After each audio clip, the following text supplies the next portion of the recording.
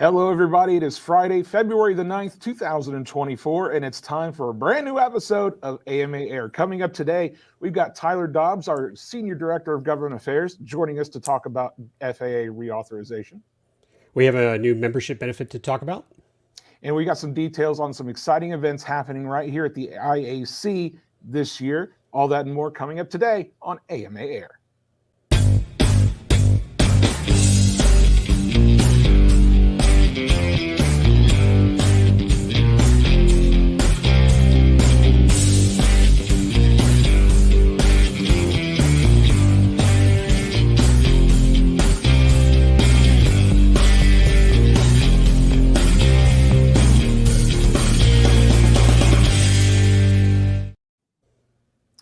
Hello, everybody. Welcome back to a brand new episode of AMA Air. My name is Matt Ruddick. Hi, guys. I'm Lee Ray. Lee, all the way from the great state of Texas. How you been, sir? Yeehaw. Can I get my cowboy hat on? I'm doing pretty well. The weather has gotten much better. I don't know what it's like for you in Muncie, but we're in the 70s right now, so I might have to go do some flying this weekend. It's beautiful here. It's in the low 60s. It's sunny. We haven't seen the sun in like 2 months, I feel like. We're finally getting some sun. It's a little windy. I will admit it's a little on the windy side here, but it's really close to flying weather. I know there's a lot of us kind of itching to get outside and get something up in the air. So, exactly. They're crying. They're going, come on, get me here. Let's go. Well, guys, we've got a big show lined up for you today. Coming up in just a minute, we're going to have Tyler Dobbs on. He's got some updates from the government arena to talk about. But first, I wanted to start with a topic that's close to your heart and mind, Lee. And honestly, it should be to a lot of AMA members because there's an AMA connection to this as well. That is that Ingenuity, the helicopter that was sent to Mars to do. I mean, how many flights was it supposed to do initially? 5. I think it was 5. Right? Ingenuity has made its last voyage on the surface of Mars. It's still on the surface of Mars. It's just no more flights. So it's flight 72. The skies of Mars. How's that? Is that And who knows? I mean, in a couple of months, it may not even be visible. with those sand dunes it's sitting on. So that's right. 72 flights that it ended up making? 72-ish, 71-ish. It was right around 72 that it quit. Yeah, it apparently there was some damage that it sustained as it tried to land. Damage was to the rotors. I think they're still trying to figure out the extent of the damage. But they have NASA has announced that it is done. We're not gonna do any more flights with it. As you guys know, we've talked about it here on this show extensively. That Ingenuity was designed in part by some incredibly talented folks that happen to have some background here in model aviation. Matt Keenan was the project lead, I believe, on that project. He's a longtime AMA member and modeler. There were a lot of AMA members that were part of that JPL team that designed and built that helicopter to send up to Mars and to do some really great work on behalf of NASA. Yeah, it has achieved more than they could ever hope, and has certainly opened a pathway to new aerial vehicles up on Mars. Yep. They're already itching to design something bigger and better, and also they've been planning to retrieve the soil samples that Perseverance has been dropping. So they need to have that mechanism. But I can't wait to see the next aircraft on Mars that they create, and of course we all like to see them go back and pick up Ingenuity, maybe bring it back home and put it in the Smithsonian or something. But what an incredible feat. So wanted to give a shout out to all those on that team, and it's been great. I will say, I don't know if you saw the last photo that they shared. It may be the last photo we ever see of it, just sitting out there by itself on the edge of that dune. But it was very sad. Like I felt very sad when I looked. I was like, oh, there it is, just sitting there all by itself, sitting on that dune. It was very cool it's been really fun and exciting to follow this story over literally the last 3 years. I mean, that thing, I think it landed in February of 21, if memory serves. So it's been almost 3 years to the day that it's been up there, and it's done some incredible work. And there it is. That is the it's very small up on that dune, but that is Ingenuity. What a ride it's been. That's all I can say. I'm very, very glad to have been able to follow that story. It's been a lot of fun. For those of you who are watching on our YouTube channel, there is a video that I actually watched the live presentation. I think I had to hear it at one point because I had to get into my car, but they were having a teleconference with some reporters and asking questions about it. And boy, you just could not hear more pride from these members on how well it did. And absolutely, that's what they deserve. So for those young people that are watching, we hope and encourage you guys to design the next Ingenuity helicopter. You know, what else can we do up there? Where else can we take these this wonderful technology? So hope to be around to see the next one fly up there. Same here for sure. All right, let's move to another part of the government that we tend to talk about a lot here on the show, and that has to do with Congress and some of the things that they've been working on. They've been working on the FAA reauthorization that was, I think, actually scheduled for a few months ago that had to get pushed back a little bit. Well, we got some updates on that, and to talk to us a little bit about it, we have our Senior Director of Government Affairs, Mr. Tyler Dobbs, joining us on the show. Tyler, hello. Welcome to AMA Air, sir. Thanks, Matt. Thank you both, Lee, to having me on. I really appreciate it.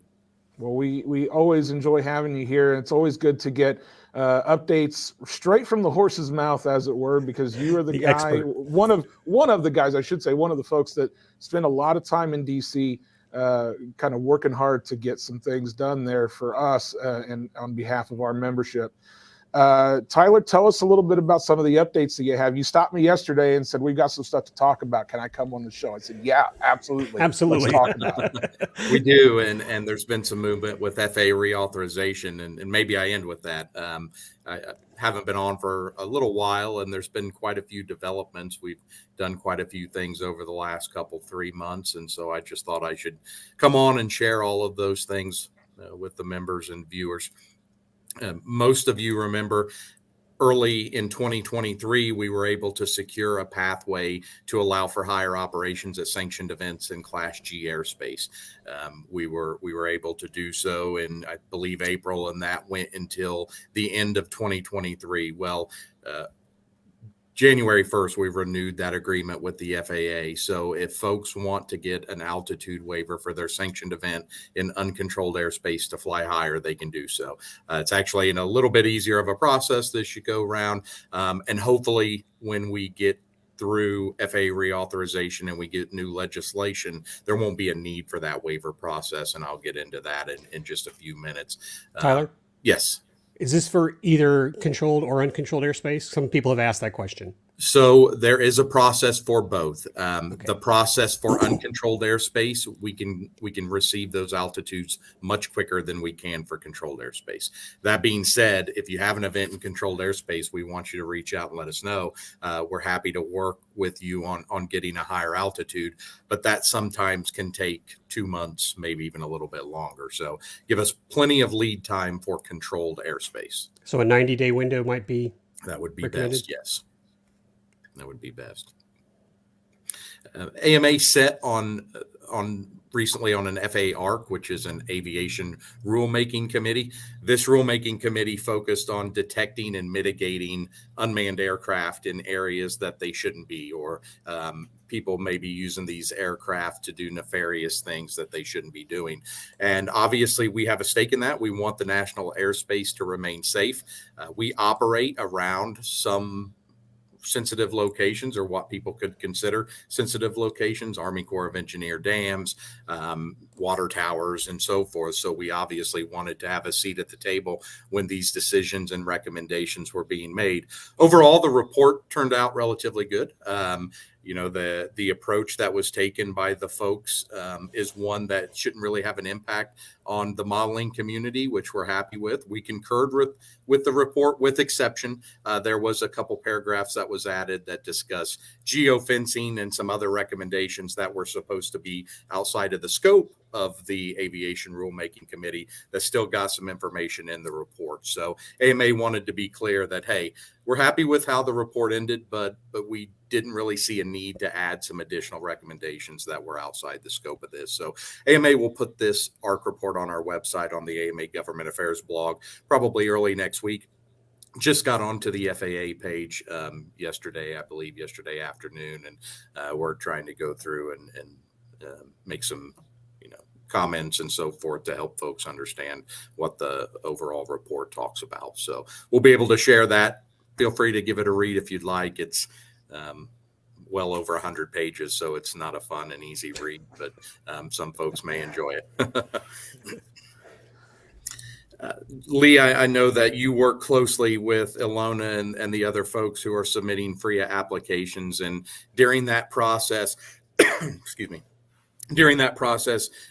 we had to find some alternative solutions to FRIAs, especially for sites that were in controlled airspace. So we worked with the FAA and were able to put in place what is called an airspace authorization that essentially exempts a site from a remote ID requirement for a period of 4 years, just like a FRIA. Essentially, it is a FRIA without being labeled officially a FRIA. The difference is, one, it won't be on any FAA map, and two, it only covers the operations of the club that gets the authorization and any guests that that club invites to their site. So that addressed most of the sites in controlled airspace that had been denied FRIA status. We know that there are still some that are pending and some we still have to submit in controlled airspace, but we have a very high success rate. In fact, I'm not aware of any authorization request that's been denied for controlled airspace. So we're very optimistic that we'll get those remaining sites pushed through. Yeah, I'd like to mention of the 4 I have submitted, I received 4 approvals. Right. That leaves us with, and I'll throw some numbers out here roughly, but we're just under 1,700 approvals for FRIA sites. We have about 260, 270 sites that are either denied or are under review in the FAA system. Most of those are in uncontrolled airspace. And I know that when I hear that, I say, well, how come we can work out controlled airspace so easily? And we have procedures to get it in next to a busy Class Bravo airport, but I'm out here in the middle of literally nowhere next to a public airport that gets 10 flights a day, and I'm under review or I'm being denied. And I think it boils down to it's uncontrolled, and it's difficult to find someone in the FAA to sign off on things when it's uncontrolled airspace. And so I think we will get a similar procedure in place. AMA's proposed something similar to the authorization. Maybe it is an authorization or maybe it's a letter of agreement that exempts you from remote ID or meets the remote ID requirement without officially being recognized as FRIA. So we are pushing that right now. We know that March 16th deadline is quickly approaching. Will we make it? I'm not sure, but I know that it's a possibility at this point. So the FAA is working on a solution along with AMA. We have members of Congress involved and others. So we will do everything we can to meet that deadline. Continue to watch your emails, AMA social media, and modelaircraft.org for updates on those processes. We also worked closely, AMA did, with EAA, the Experimental Aircraft Association, on a public comment. Recently, the FAA published to the Federal Register that the Office of Airports was going to change the definition of aeronautical activity in the Airport Compliance Manual. So basically things that happen on airport property. Is it an aeronautical activity? There's been a long history that says model aircraft operations are not a model aircraft activity. This goes back literally decades. In the previous manuals, it said, model aircraft's not, but we recognize the importance of model aviation. It's kind of a stepping stone, and we want to encourage airports to allow these operations to take place. That guidance has changed a little bit here and there. It's gotten some of that softness is taken out of it to the point where over the past few years, we've had a few clubs on airport property that said, my airport doesn't want to renew my letter of agreement because they say that we're not an aeronautical activity and we don't get FAA funding if we allow your operations to take place. And it's been a lot of work to get those clubs able to renew those letters of agreement in past years. So when we saw this definition open up and the Office of Airports wanting to change it, they're still going down that same path of saying model aviation and UAS for recreational purposes is not an aeronautical activity. We don't know exactly what's going to be put in that manual, but we know off past experience that it's been a struggle. It's been a lot of work, and clubs have essentially been shut down for months, even until we were able to work that situation out. So EAA and AMA worked together to submit a comment to say, look, it is a different world now in 2024 than it was, a decade ago, even, where we weren't so heavily regulated by the FAA. Now we are. Now we have these laws and advisory circulars and rules to follow. We are an aeronautical activity, and we're a very important one. We are the stepping stone to full-scale aviation. We're where most who end up in some aeronautical career get their start. So it's important that the FAA at all levels and all offices recognize the importance of model aviation and define us as such. What we don't want is for airports to see this new definition and this new manual and say, oh, I can't let you continue here, even though you've been here for 30 years, because now the FAA is threatening to cut our funding. So we submitted that comment. It's on our Gov blog. You're welcome to go check that out, read the public comment. And if you have any questions on that, feel free to reach out to someone in my office or myself. We're happy to discuss that with you. The FAA will adjudicate those comments at some point with a response, and we're eager to hear what they have to say. Well, as someone who likes AirVenture, I certainly appreciate EAA coming to our side on this. Absolutely. And also being that I'm a part of the Build and Fly program out there, when we're trying to get young Eagles interested in it, that's exactly what we're doing. We're trying to get those who want to go to airports, who want to learn how to fly big planes, but they practice on little ones first. You got to keep that as part of the process. So good luck to your fight with that, Tyler. Well, thank you. And then that leads us to FAA reauthorization and where we stand with that. As most know, in October, the end of September of last year, the current authorization to the FAA expired, which means that Congress needs to reauthorize the FAA, provide new budgets and new requirements that they must follow through law. And in July, the House passed their version of the FAA Reauthorization Bill. Most saw the blogs and saw me come on and talk about some of the changes to that law, which were relatively good. That bill put us in a much better position as passed than we were from the bill that passed in 2018. But that's only one chamber. We still had the Senate that had to pass their version.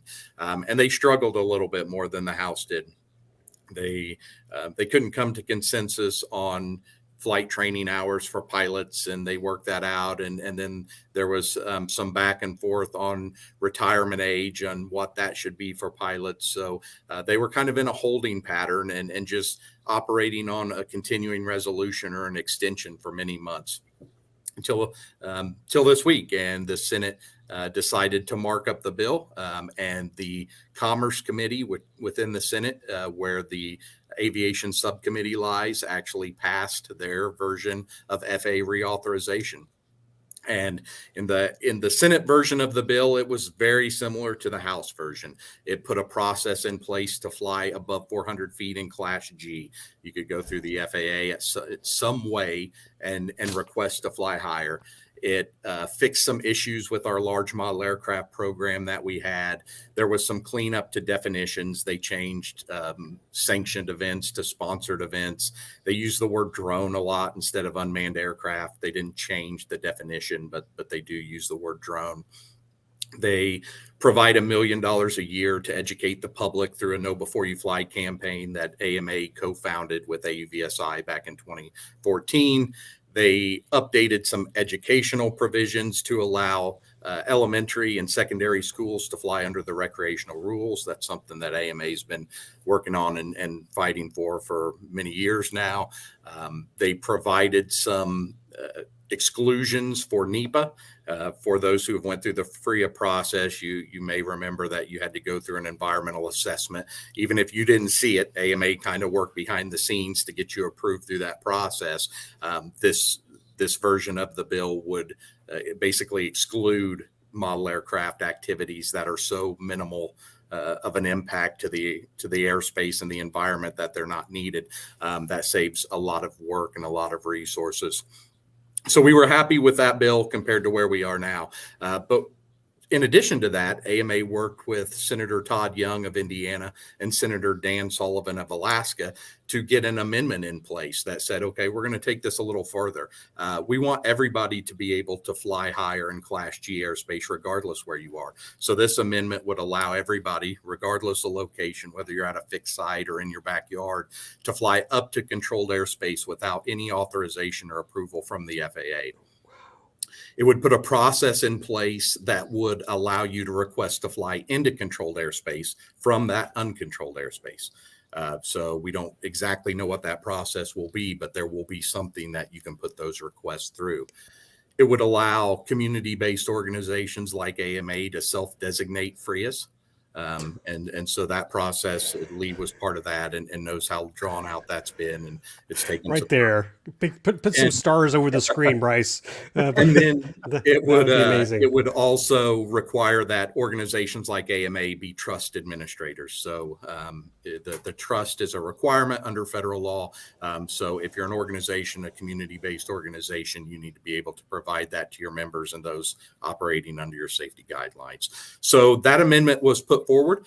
It was actually accepted into the manager's package of the committee, which is a package of amendments that basically gets voted on all at once. And it's for those non-controversial amendments, those that really nobody's opposed to it. It's got a lot of bipartisan support across the board. They don't really need to discuss it during the markup.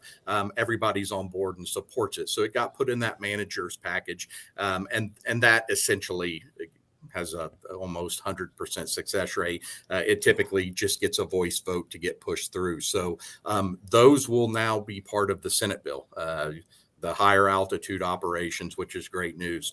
What we're not sure of is we have a Senate bill and we have a House bill now, and those need to become one. And both chambers will conference that bill to make the two bills one. We're unsure if the Senate will take their version of the bill to the complete Senate and let them vote on the floor, or if they'll take the version that passed the committee and just go directly with the House to start conferencing that.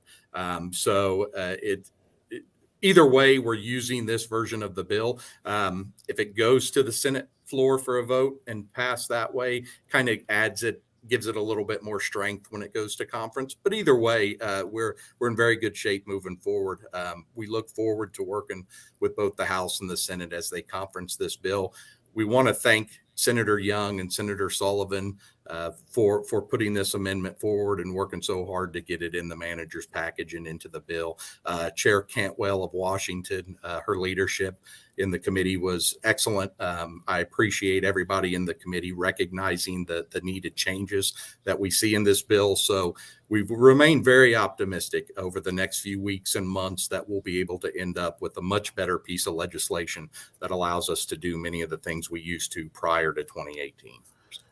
You know, I feel like I'm going to ask this question. It's probably not going to be a question that you can answer or answer easily anyway, but I feel like it's worth asking because I'm sure a lot of our viewers are probably asking this question. Okay, so this is all really great news. Do we have a time frame when we might end up seeing a final FAA reauthorization get through Congress and get passed into law? Is there any speculation on how long that may end up taking at this point? No, we hope for this year. We hope for this Congress.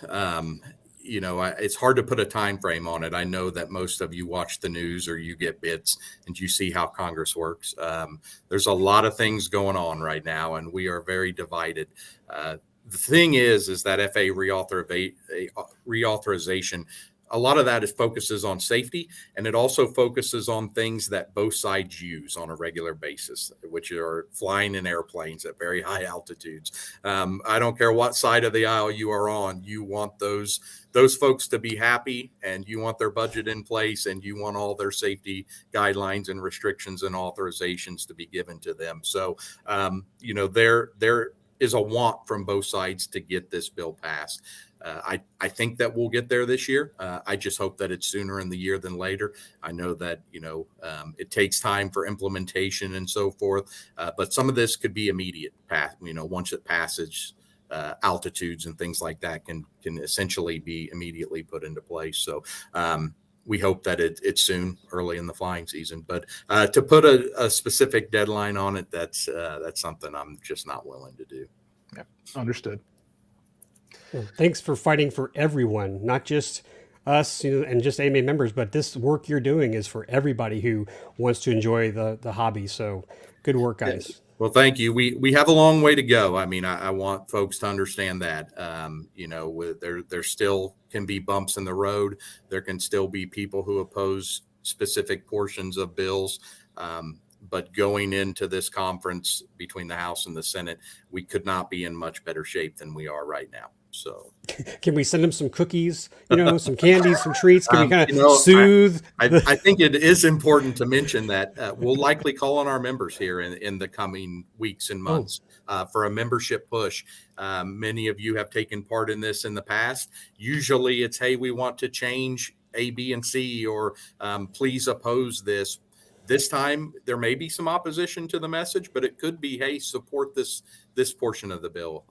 This is how we want it. Please support what we do, and we want you to include this in the final version type of thing. So we will obviously make all of our members and non-members, everybody in the modeling community, aware of any congressional efforts that take place. But I would alert everyone that that's a real possibility again in the coming weeks and months.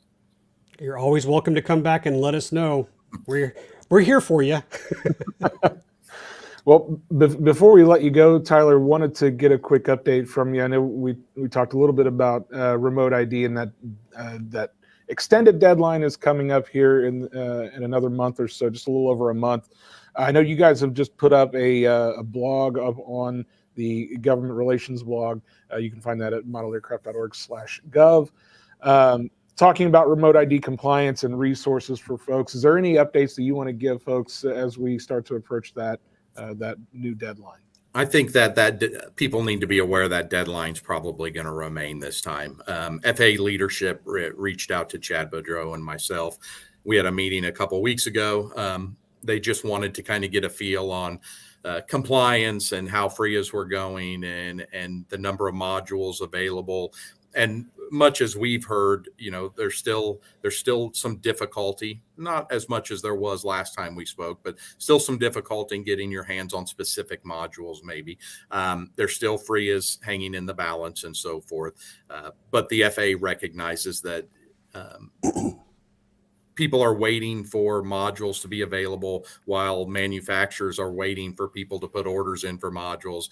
Kind of, if they don't rip the Band-Aid off, the situation's never going to fix itself. So I do think that we are going to move forward from that March 16th deadline. I think that will remain in place. And when we speak with the FAA, they recognize that they will not be at the compliance level that they want to be at when that deadline comes and goes. So, all right. Well, obviously, if any news breaks or if anything changes, we will be sure to bring that to you here on our AMA YouTube channel, on our social media pages, all of our AMA communications channels. And Tyler, as I've told you many, many times before, you have an open door here on AMA Air for sure to bring us any of that information as we need. And so guys, keep your eyes peeled as things happen. We'll bring that news to you. All right. Appreciate it, guys. Thanks for having me on. Thank you so much, Tyler. We appreciate it. Thanks. We may have to call it AMA Air with Tyler Dobbs when the Reauthorization Act comes, because it'll just be him. Maybe not the end of the world. I'm sure you guys are getting sick of looking at my stupid face, so that's all right. No. Well, we did want to bring you guys on some rather unfortunate news. This is always kind of the part that I hate the most about this doing this show, is having to bring bad news like this to you guys. If you've been a long time member of the AMA, if you've been around this community for a long time, you probably know the name Don Lowe. Don was an AMA president for 9 years. He was a vice president for 4 years of District 3. He was kind of a legend within this hobby. Don passed away, I think it was last week or the week before. I don't have the date right in front of me, but that is something that a loss that is being felt throughout the community. Don was a World War II pilot. He flew B-24s, he flew B-25s, he flew B-26s. He had a career working in research and development at Wright-Patterson Air Force Base in Ohio. He held commercial, single, multi-engine aircraft licenses. He was a major in the military, was a 33-year career as a civilian aerospace engineer at Wright-Patterson Air Force Base, as I mentioned, and it was a lifelong modeler. I think he was huge in the pattern world. I know that our previous District 3 Vice President, Mark Radcliffe, has credited him as being someone who really influenced him and his career in pattern flying. He's been an AMA fellow. He's won the AMA Meritorious Service Award. He's in the Model Aviation Hall of Fame. Those are just a few of the things that we can say about Don Lowe. He was an incredibly important person to our hobby over the years, and he is going to be sincerely missed by everyone who knew him and enjoys this hobby today. Yeah, I will say Mark Radcliffe put a post out there on iFlyMA, so I encourage those of you who haven't joined our group, please do so and take a look at some of the comments. So, great ambassador to the hobby. Absolutely. Okay, well, let's switch gears into our. We mentioned at the top of the show we've got some really great events coming up here at the International Aeromodeling Center in Muncie, Indiana, coming up in 2024. We're going to tell you about a few of them, let you know about some dates and some things that you can put down on your calendar. The first one is very close and dear to me. I have to be honest with you. It's coming up on April the 8th. If you guys may have already heard about this, I know we've mentioned it, I think, once on the show at this point, but you've probably been seeing some things in the news.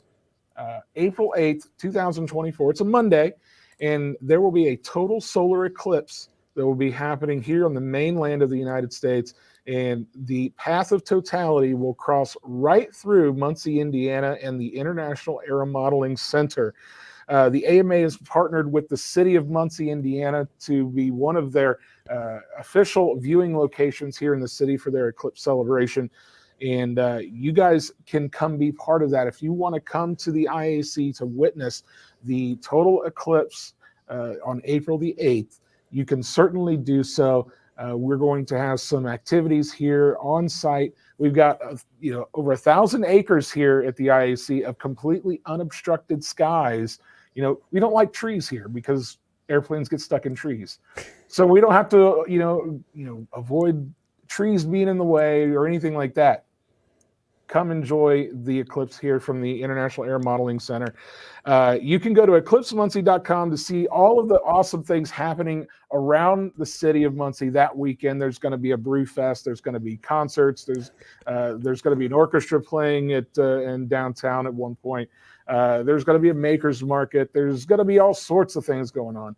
But on that Monday here at the IAC, we're going to have a huge viewing party for this solar eclipse. We're going to have vendors on hand. The brand new redesigned AMA sim trailer sponsored by Wing will be unveiled here at the IAC for the eclipse.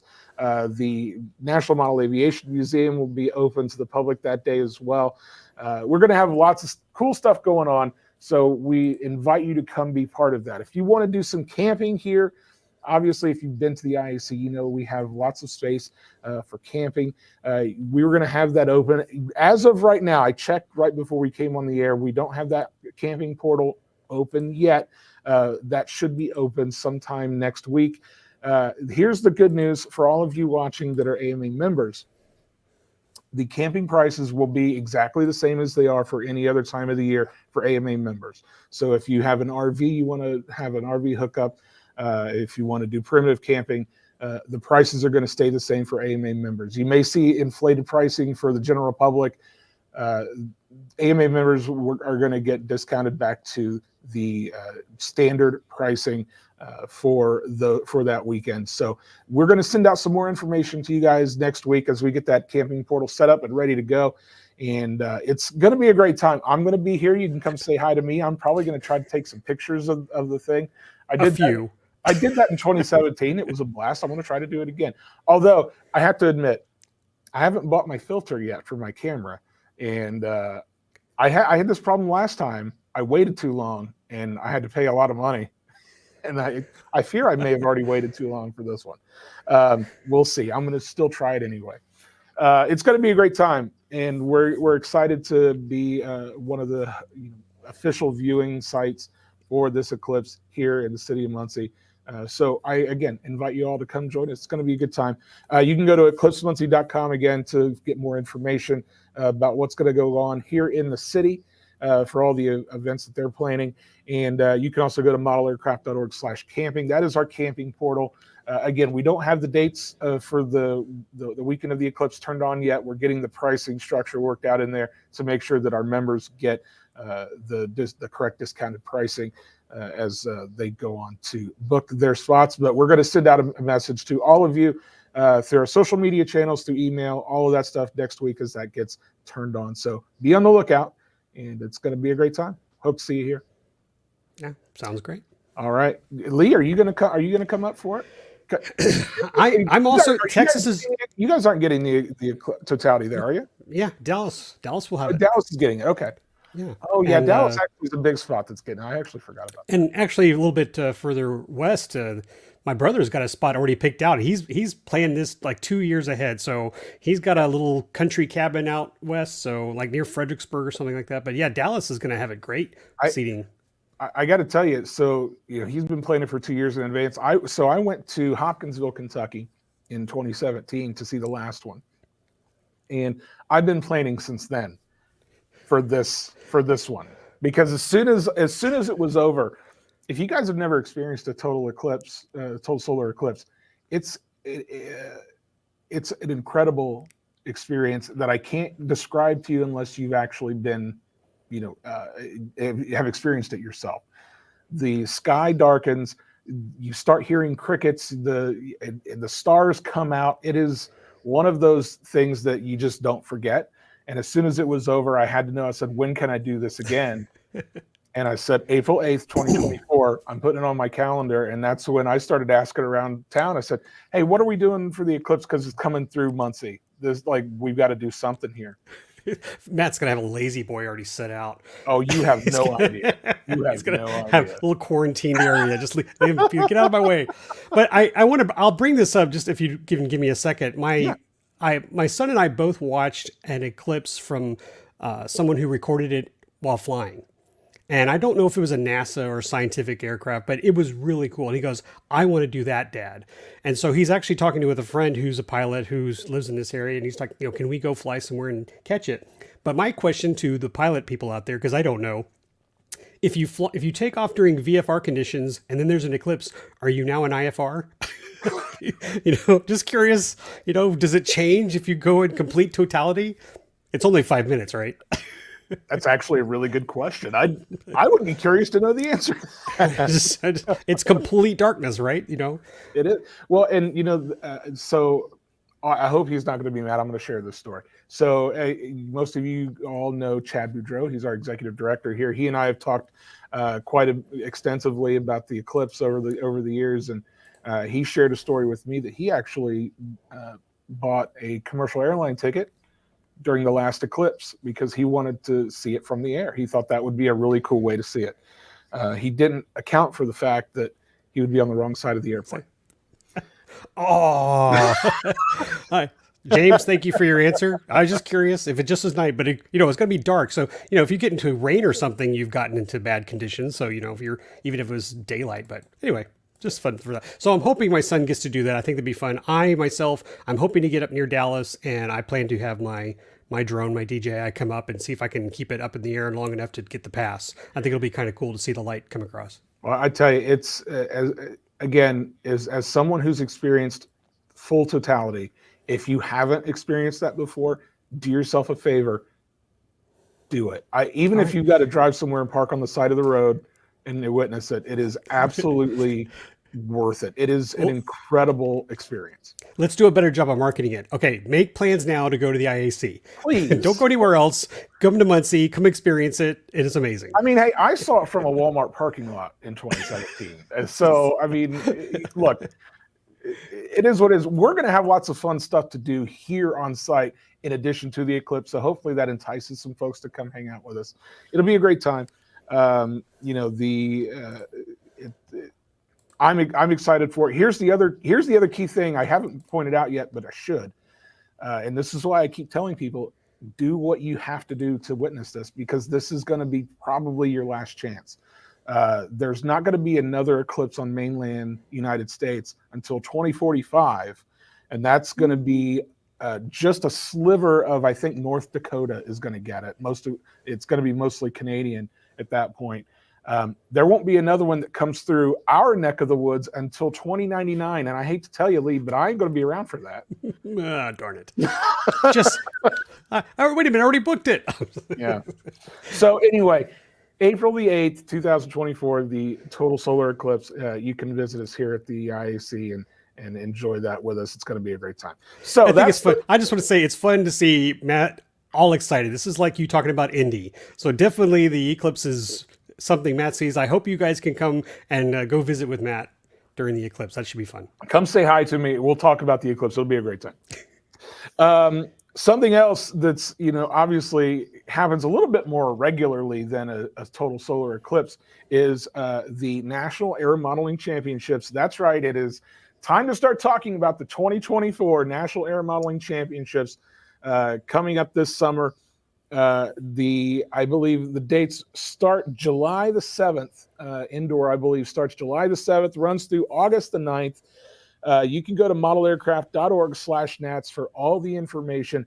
But the important thing to know is registration is now open. You can register today for your NATS events. If you've never competed in the NATS, do it. It's a great time. Lee came out last year. He competed. Tell him, Lee. And my son. It's a great time, right? Oh, it's awesome. And of course, I only just came for one event. I mean, there's lots of events. So as I've mentioned to some folks, someone asked me today, is it worth going if I don't want to compete? Absolutely. Because you may have an opportunity at some another field to fly. Like there was another field next to us that wasn't being utilized. So you could actually come out, camp, watch the events. And if time permits, you can go to another field and fly your own model airplanes. Yeah, you'd have to check the schedule to be sure, but there's our nice little map. And it's a huge field, guys. It's a lot of fun. I remember we were there for soaring, but the free flight guys were still flying. A guy had lost his plane near us, and they were asking Austin to, use his drone to see if they could find it, because those things, fly forever. But it's a great time, and please never feel like you have to compete. You check with the CDs of each event. There might be a requirement of some sort that to compete. But if you want to come out and just enjoy the show, the performance, talk with some great people, put it on your schedule as well. Is there anything? Go ahead. Well, it's a great way to learn too. I mean, I've learned so much just going out and talking with the competitors and learning the things that they find important that will increase their chances of winning and increase their flight times or however their competition is structured. It's a really great way to get some hands-on learning experience just to watch these guys do the things that they do best, and because they are the best in the world at them. So I want to say this again from a personal point of view. Camping out there with my son was a blast because we got to get up early and then just go fly. So not only did we get to compete in soaring, but we also just got to goof around. And that was some good memories right there. So again, check out the schedule, see if you've got some time to come visit Muncie and pick a favorite discipline and come out and have a great time. Absolutely. Again, that's modelaircraft.org/NATS. You can see the entire schedule in detail there. You can also get registered for the NATS event of your choice. If you want to come compete, we hope to see you out here this summer. It's going to be a great time. It's going to be a busy summer because we also have World Championships right after the Nats are over for control line. So it's going to be a whole lot of fun. The other thing that we have that we want to tell you about coming up this summer is the National Fun Fly. The 2024 National Fun Fly registration will open on February the 15th. That's next Thursday.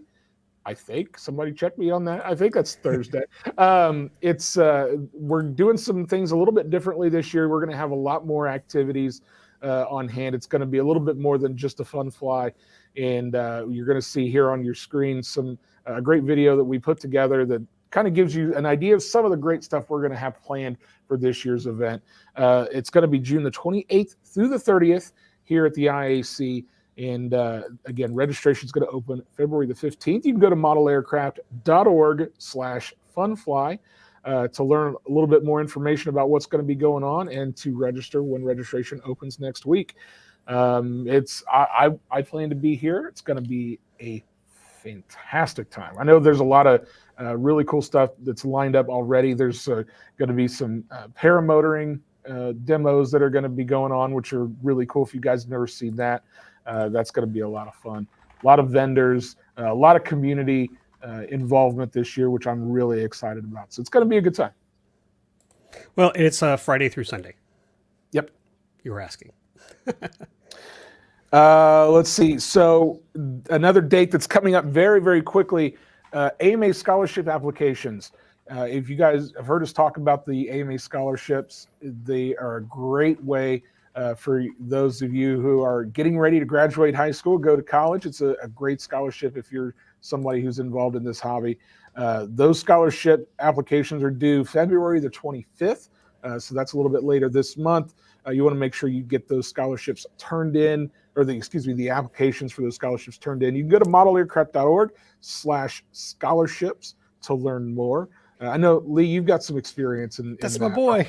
Look at that. We're twins. Somebody looks very familiar there. Yeah, so I was very honored that my son applied and he got a scholarship. He loves this hobby. In fact, I mentioned earlier to Matt, it's like I've been getting texts from him all day. And he's asking me questions about his history. I guess he's doing a report on how long he's been flying. And yes, he's showing his planes in his room. So I'm really happy that he earned a scholarship from the AMA. I think it definitely went to a person who really enjoys this hobby. So if you guys have children who are, seniors and they are into aviation, please consider signing up for the AMA scholarship. Absolutely. Again, modelaircraft.org/scholarships is the place to go to apply and get more information there as well. Well, we also wanted to tell you a little bit about something that we had we're going to be bringing to you. One of the things that we try to do on a regular basis is try to find ways to increase your benefit for your membership dollar. And we got some great people here on staff that work hard to try to find ways that we can give you some extra benefits on top of all the things that you already get for your member dues. And one of the things that we're proud to be able to bring you now is some great new benefits from an organization called Member Deals. Member Deals is a place where you can get all sorts of discounts from things on like theme parks, hotels, concerts, movie tickets. You can get up to 60% off on some of this stuff. It's a really great way to get a little bit extra perks for anything that you're trying to do out there. And these benefits are exclusive to you, AMA members. You can head over to modelaircraft.org. If you go to the membership tab, and you can click on exclusive offers. You can find out more. Of course, you'll need to be logged into the website, so make sure you're logged in when you try to go here and go click on those member deals, that member deals graphic there, and that'll take you to the member deals website with all sorts of great things. Pet insurance is on there. Different travel deals are on there. Again, theme parks, hotels, concerts, movie tickets, you name it. There's all sorts of stuff, something in there for everybody. So well, I'm looking at my screen over here, and the one that's getting my attention is Cirque du Soleil. We have them come to Houston all the time, and they plant themselves at the racetrack, and it's a huge parking lot. And we tend to go over almost every year. And if you've ever been to Cirque du Soleil, it's a lot of fun. But boy, is it expensive! So I'm jumping in. I'm going to find out what my discount is because I know they're coming in a month or two. So I got to see the Beatles Cirque du Soleil in Las Vegas once. Recently, right?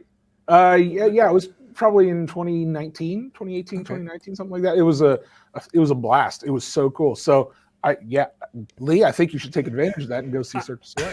Well, I've seen a lot, so yeah, they've gotten my money. I'm going to try to get a little discount this time.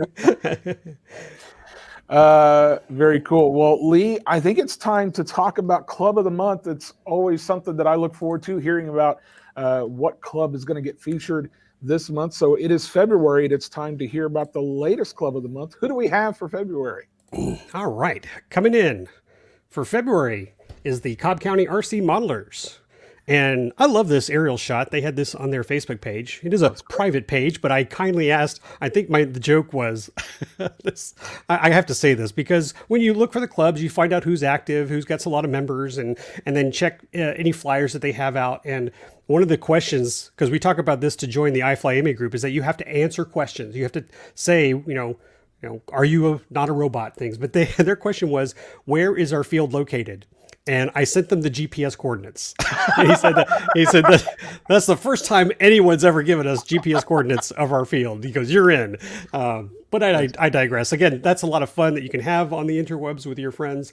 But this club has a really good active club. What I wanted to mention specifically is they have a good intro program. And it's mentioned on our social media post here on Facebook. But they have a program that they run I think it's every Thursday, every first and third Thursday from 6 to 8 p.m. They welcome people to come fly. And that has built up their membership to almost 218 members. That's a good number, folks. And it's just because they want to try to teach people how to fly. And some of the photos I saw, including this image here, they've got a lot of youth involved. And highly encourage you guys, if you don't have an intro program, pilot program, please do so. Talk with your club members and have a couple of members volunteer to be instructors.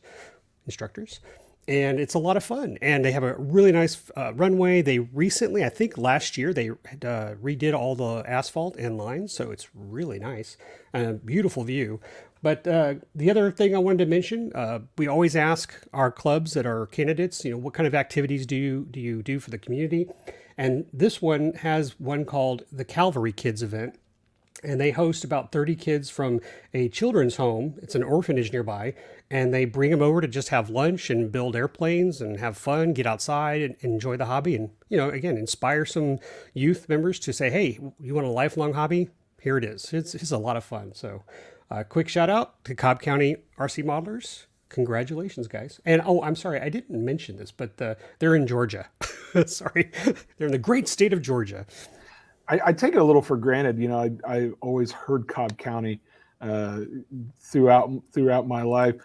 Little insight to me growing up as a kid, as a wee lad, I used to watch a lot of old school WWF, and I always thought about the big boss man being from Cobb County, Georgia. So I always remember that. I don't know what weird things stick in my head, Lee. I don't know. I can't explain why. Maybe he's an AMA member. You should look it up. I'll look it up. I don't know. Who knows? All right. Well, congratulations to the great folks of Cobb County. That's I think a great.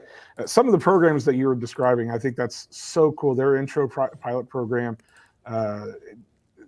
I think clubs that do those sorts of things, especially the community outreach stuff, it is so invaluable to taking our hobby and moving it forward and bringing some good light on our hobby. I think those clubs are doing so many great things. I'm so always excited to hear about it. I want to add, it's not just for the kids, because we recently had 2 new members join our club, father, son. Have no flight experience, and they wanted to do it together. Great opportunity. So, yep, absolutely. Okay, iFlyAMA, as we mentioned a little bit earlier, Lee mentioned the iFlyAMA Facebook group. You can go to facebook.com/groups/iFlyAMA to join that group. You got to answer a couple of questions. Are you a robot? That sort of thing. I don't think we have anything where you can put some coordinates in as your answer, but hey, if you want to get creative, feel free to get creative. I might add a question after this episode just to see if people do their research. So go join us today. There's so many great conversations happening in that group. And one of the cool things that you can do and participate in is our cover photo contest. Every month, you can submit a photo to get voted on to hopefully become the cover photo for the Facebook group for that month. And it's time to, it's been unveiled. Everybody, if you've been in the group, you know what it is already. But if you haven't been in the group or you're not there yet, let's let everybody know, Lee, who won the cover photo contest for the month of February. Well, it's always nice when you're going through the photos and you say, oh, that's a really cool photo. And then you see who it's from. Because I actually know Mike. Mike Leibel, he is a big warbird pilot down here in Houston, was the past president of the NASA JSC club. But I'm gonna remove this picture. That was the photo on the iFlyAMA page. But here is the entire photo, and I know the backstory. Mike shared it with me, and we don't get to do this often, so bear with me. But This is Mike's dad's B-25. It's a Zeroli model that was painted in the scheme of the Missouri Commemorative Air Force Show Me plane. And he and his father both went to put the plane on display. And I think this next picture is great. You know what? Does this not just pull at your heartstrings? This is good. Mike and his dad, Bob. And he got to work with the commemorative flight crew. The crew of the plane came out, took photos, and he actually took it to a local field in St. Louis to fly the B-25. But this was a father-son project, and it's a beautiful plane. Mike is rebuilding it. Unfortunately, it had sustained some damage a couple of years ago, but he's rebuilding it. But I just love his story. Again, father-son, child, parent, you can do that too. But what a neat little story. I'm just so glad he shared the photo. And if you go to the iFlyAMA Facebook group, you will see this photo up there. Give it a like, talk to Mike and ask some questions about it. If you want to know more specs on how this Zeroli was built. And as soon as he has it rebuilt, I will be doing some photos or videos and I will share those with you. Maybe he can hear on AMA Air. I'm always partial to seeing these because every now and again, once every couple of years, I'll see somebody submits or I'll see one floating around of a model sitting in front of its full scale counterpart. I'm always drawn to them because it's always interesting to see. Okay, well let's see how close you got. Right, these guys, holy cow, pretty darn close, huh? It's impeccable. It is so good. Well, this was, by the way, let me put some dates here. They built this with the intentions of taking it to the scale competition at NATS in 2014. Oh, wow. Wow. So okay. This was it. This was its final stage before competition. Well, they did an incredible job. So I just love seeing photos like that. Bummed to hear that it suffered some damage. I hope they are successful in getting that rebuilt and looking back to its former glory. That'll be very, very cool. Well, congratulations, Mike. It's a worthy photo to take the top spot in the cover photo for the month of February. We're excited to see that. Lee, let's talk about some upcoming events. We talked about some stuff that's going on at the IAC this year. Let's talk about some things going on around the country. I know that there's some events going down in the Southeast to talk about. Well, I mentioned it on last AMA Air. I'm going to do a quick summary of some stuff that's coming up that I think everybody should go check out. Obviously, the Perry Swap Meet, it's March 1st through 2nd. And although I'm giving you this list, I encourage you to go to modelaircraft.org, scroll down to events, look for events in your area. You can type in states and so forth and dates, and you can find all these events listed for you. So do that. And in fact, I always encourage you once a month to just go in there and see what's nearby. You might be surprised at some events that are taking place right behind you that you were never aware of, including, Fitz's Flotilla of Fun. I don't know if you've ever seen me talk about it, but he has a boating event all the time. You've got to come. It's really a lot of fun. So you got to encourage to see some of these fun flies. But the Perry Swap Meet, March 1st and 2nd. The Aeromodelers of Acadiana are having a Warbirds and Scalebirds event, March 22nd through the 23rd. And the Toledo Swap Meet is April 5th and 6th in Toledo. The Southeast Electric Flight Festival, CEF, which I attended last year, was so much fun. It's coming up soon, guys, April 22nd through 27th at Hodges Field in Georgia. And then the Dayton Model Rama, that's coming up in Dayton, Ohio, April 26th and 27th.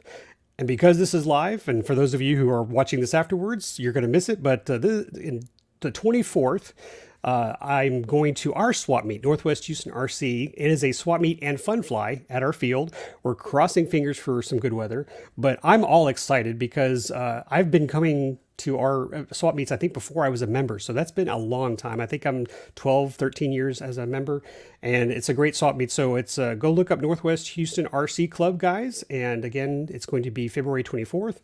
Look for me there. I'm bringing my trailer, bringing some stuff to sell, and I've got a lot of warbirds to fly. So it'll be my mini best. There you go. Well, we're looking forward to hearing your report, Lee. I hope you have a great time at that event and all the other ones that you get to go to this year. And we hope all of you guys get to go out and enjoy some of these amazing events happening throughout the country throughout this year. It's going to be 2024 is shaping up to be a great year, and I'm excited for all the fun stuff we have planned. And with that, I think it's time to wrap up this awesome latest show of AMA Air. Lee, thank you so much for joining me today. We appreciate having you here as always. Same to you. Okay. And we also want to thank Tyler Dobbs for coming on and giving his updates as well. If you guys want to learn more about the AMA, if you're not a member yet, head over to modelaircraft.org/join to learn more and to join the AMA today. We'd love to have you as part of our AMA family. And of course, thank you so much for watching this video. If you haven't done so, hit the like button down below, comment, share, subscribe, all that good stuff. Hit the notification bell to get notified when we go live. And we appreciate you guys checking us out. It's always fun to do these shows with you every single month. Lee, until next time, I think it's time to get out of here. Maybe the wind's died down outside. I can go try to get something in the air before the day's over. Try to catch me, man. All right, we'll do it. Well, guys, thank you so much for watching. Until next time, we'll see you later, and happy flying.